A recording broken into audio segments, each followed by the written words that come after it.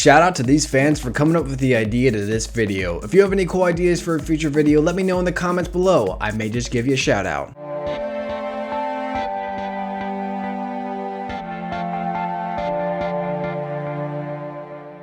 What's up, my Net Soldiers? I am the Net Alliance, and today we are asked the question, what if Darth Maul killed both Obi-Wan and Qui-Gon at the end of the Phantom Menace? Now, before I begin, as with all my theories, this is just my opinion, so make sure to let me know your opinion in the comments below. Also, if you do enjoy this video, please remember to subscribe and press the little bell button to turn on the notifications so you can get my videos first. So let's begin. Let's say we're at the point in the Phantom Menace where Maul kills Qui-Gon. Obi-Wan goes to fight Maul, and as he goes to attack Maul, he trips over his own feet and Obi-Wan falls into the pit of death. From here, Maul has defeated both Jedi and now returns to his master. So what happens next? Let's explore. On Naboo, Count Dooku arrived on a shuttle from a recent mission. He came to the ceremony hall, where his fellow Jedi stood around the recently deceased Qui-Gon Jinn. Dooku walked over to his former Padawan's side, laying his hand on Qui-Gon's shoulder. "Goodbye, my old friend." The ceremony would soon commence and Qui-Gon's body would be burned. As Jinn's body was consumed by the flame, Dooku peered past the fire. On the other side of the room stood a boy,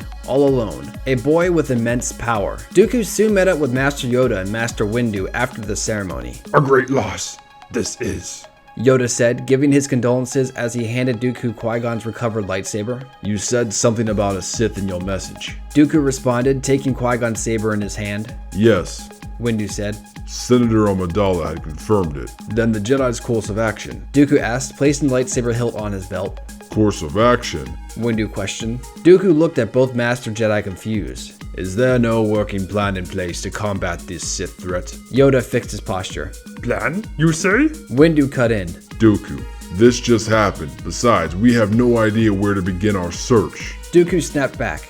"We must strike while the trail is still hot. The Sith couldn't have gone far. Surely someone had to see him leave." Mace Windu stood his ground. "We will do what we can, Dooku, but you are no longer in a position to make any more demands of the Jedi. After all, you left the Jedi Order." Master Yoda attempted to calm the Jedi down. "Time of remembrance. This is not war." Both Dooku and Windu took Yoda's words into account. "More about the Sith we shall discuss. But for now, another problem there is." All three Jedi looked through a nearby doorway. There, Dooku sees a little boy, chatting with the Gungan. "The boy?" Dooku questioned. "His name is Anakin," Windu stated. "He was brought to us by Master Qui-Gon. He believed him the Chosen One." "The Chosen One?" "Yes, very powerful he may become." Windu continued. "But we feel he's too old. He has too many attachments." "Just send the boy back to his family." "We can't," Mace said. "He was a slave. We'd be sending him back into slavery." Dooku looked at Anakin. He could feel the power that the boy possessed. Dooku never had a son, nor did he truly ever want one. In fact, Qui-Gon was the closest thing he ever had to a son. In that moment, he could hear a familiar voice, though very faint. "Look after him, Master." It was then Dooku realized the voice was Qui-Gon's. He couldn't explain what he heard, for it was so faint, but Dooku believed in the living force, and it was telling him to adopt Anakin. "I'll take the boy." Both Mace and Yoda looked puzzled. Dooku continued. "It is what Qui-Gon would have wanted." Though both Jedi were hesitant, Dooku was a respected retired Jedi, with much wealth to his name. He could raise Anakin to be a true gentleman, so they granted Anakin to Dooku. The next morning, Dooku and Anakin prepared for their departure. The ship was prepped as Yoda met Dooku and young Anakin on the landing platform. Anakin said goodbye to Yoda and headed onto the ship. "Keep in touch. We must, my old Padawan." "Of course, Master," Dooku said, bowing to the old Jedi Master. He turned to walk up the ship's entrance ramp.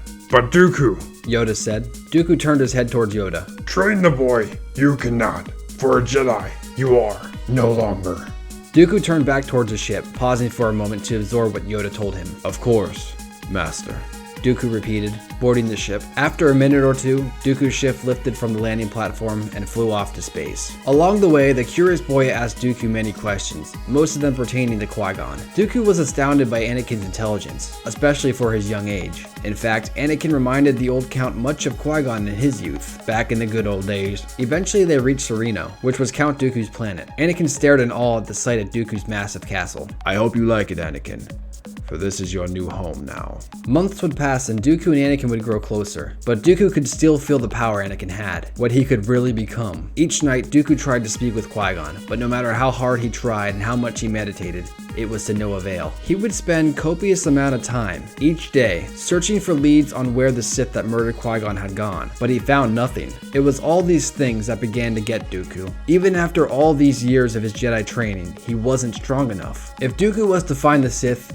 he would need to be stronger. Dooku peered out of the castle's tower window to see Anakin playing in the garden. Dooku knew going against Master Yoda's wishes was wrong, but perhaps if Anakin could be trained and gain the power Dooku needed, together they could find the Sith responsible for the death of Qui-Gon and Obi-Wan and put an end to the threat. The moment the Jedi turned their back on the Sith threat was the moment Dooku knew he was alone in this hunt. But with Anakin by his side now, he was alone no longer. Now from here, Dooku would do what he set out to do. He would train Anakin in the ways of the Force. Unbeknownst to the Jedi Council, he'd give Skywalker Qui-Gon's old lightsaber and teach him the art of lightsaber dueling. And for the next 10 years, Dooku would pretty much teach Anakin everything he knew. And every day, Anakin would grow stronger. But no matter how strong Anakin became, Dooku was never satisfied. For 10 years, Dooku planned on facing this Sith Lord. This was no longer a way to redeem his old apprentice. This was an obsession. An obsession Anakin began to see. But Dooku was like a father to him, so he would say nothing. One day, Dooku answered a holocall from one of his informants. He shows Dooku a picture of Maul, saying he spotted the Sith on Alderaan. Dooku and Anakin act quickly, leaving Sereno for Alderaan. After some time, they arrived on the informant's given coordinates. Dooku recognized the location. "What is it, Master?"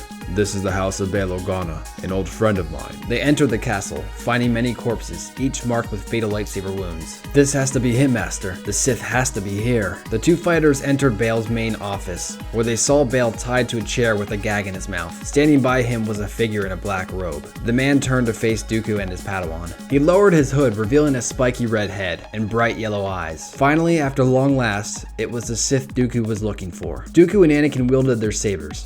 "I've been looking forward to this," Dooku stated, as Maul ignited the blades on his staff saber and slowly began to creep towards the Jedi. Both Dooku and Skywalker charged the Sith. They all clashed blades and Maul went into a backpedal. Their fight continued out onto the balcony, as Maul soon realized Dooku was far superior to his apprentice. However, much older. Darth Maul delivered a kick to Count's knee, temporarily knocking him off balance, causing him to fall. Maul used his tactic to gain ground away from Dooku and to face Anakin 1v1. He began striking faster and faster. Though Anakin was strong, he hadn't completed his training yet, and he began to get outclassed by the Sith. Maul swung his blade up, cutting Anakin's leg and then his arm, causing him to fall to the ground. Before Maul was able to finish Anakin off, Dooku returned to the fight. They dueled closer to the balcony's edge, and soon Dooku's anger began to build as he thought of Qui-Gon's death. With all of his rage, Dooku held out his hand to force push Maul off the edge, but instead, lightning erupted from his fingertips, catching Maul off guard. Dooku managed to shock Maul for a few seconds, then cut off both of his hands. Maul fell to his knees in shock as Dooku placed his blade at the Sith's neck. The Darth peered up to Dooku. "You have already lost." This statement confused Dooku, as a villainous grin went across Maul's face. "I was sent here to prepare." Dooku was tired of these games. "Then prepare for death." The Count brought his blade down onto Maul's neck. He cleaved with so much force that it caused the Zabrak's head to go flying off the balcony, as Anakin came to his side. Finally, after a decade of searching, Dooku had managed to track down the killer of his former apprentice, and it felt good to get his vengeance. Too good. Dooku and Anakin went to Bail's side, untying him and removing his gag. "I wonder what he meant by prepare, Master," Anakin asked. "What is he preparing for?" As soon as Bail had his mouth freed, he spoke. "His master," he blurted out. "His master is Palpatine. He's coming to kill me for running against him in the election for Chancellor." Dooku was not expecting to hear Bail say this. "But when does he get here?" "Now," a voice said from the doorway. The three men turned to face the owner of the voice. It was Palpatine in a black hood. He wielded his lightsaber. "No one gets in my way." And this is where I choose to end my theory, because I want to hear what you guys think is going to happen next. Would Dooku and Anakin victor over Palpatine? Or would Palpatine kill them both? Or maybe they'd all be friends and go to tea parties together? Let me know your thoughts in the comments below. Remember to like and subscribe for more videos, and until next time guys, I'll see you tomorrow. Peace.